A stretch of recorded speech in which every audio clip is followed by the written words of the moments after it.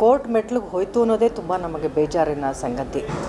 ಯಾಕಂದರೆ ವಿಷ್ಣು ಸರ್ ಎಂಥ ದೊಡ್ಡ ಲೆಜೆಂಡ್ರಿ ಅಂದರೆ, ನಾವು ಮಣ್ಣಾಗಿ ಹೋದ್ರೂ ಅವ್ರ ನೆನಪು ಮಣ್ಣಾಗಲ್ಲ. ಇವತ್ತು ಅವ್ರನ್ನ ಮಣ್ಣು ಮಾಡಿರೋ ಜಾಗದ ಬಗ್ಗೆ ಇಷ್ಟೊಂದು ಮಾತುಗಳು ನಡೆಯುತ್ತೆ, ಇಷ್ಟೊಂದು ಗೊಂದಲಗಳು, ಇಷ್ಟು ವರ್ಷಗಳು. ಇದು ನಿಜಕ್ಕೂ ಅವರ ಅಭಿಮಾನಿಗಳಾಗಿ ಅಥವಾ ಕನ್ನಡದ ಒಬ್ಬ ಮೇರು ಕಲಾವಿದನಿಗೆ ಉಳಿಸ್ಕೊಳ್ಳೋ ಒಂದು ವಿಚಾರದಲ್ಲಿ ಇಷ್ಟೊಂದು ಗೊಂದಲ ಅವಶ್ಯಕತೆ ಇರಲಿಲ್ಲ ಅಂತ ನನಗನ್ಸುತ್ತೆ. Vishnu sir doesn't deserve this. ಅವ್ರನ್ನ ತುಂಬ ಪ್ರೀತಿಯಿಂದ ನಾವು ನೆನೆಸ್ಕೊಳ್ಬೇಕಾಗಿತ್ತು.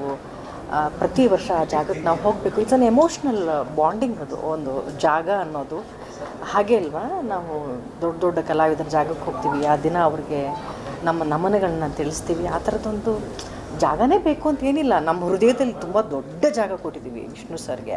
ಅದು ಯಾರೂ ಕಿತ್ಕೊಳ್ಳೋಕೆ ಸಾಧ್ಯ ಇಲ್ಲ, ಅದು ಯಾರೂ ಮಣ್ಣು ಮಾಡೋಕ್ಕೆ ಸಾಧ್ಯ ಇಲ್ಲ, ಅದು ಯಾರೂ ನೆಲ ಸಮ ಮಾಡೋಕ್ಕೆ ಸಾಧ್ಯ ಇಲ್ಲ. ಪ್ರತಿಯೊಬ್ಬ ಕನ್ನಡಿಗರ ಹೃದಯದಲ್ಲಿ ವಿಷ್ಣು ಸರ್ ಇದ್ದಾರೆ.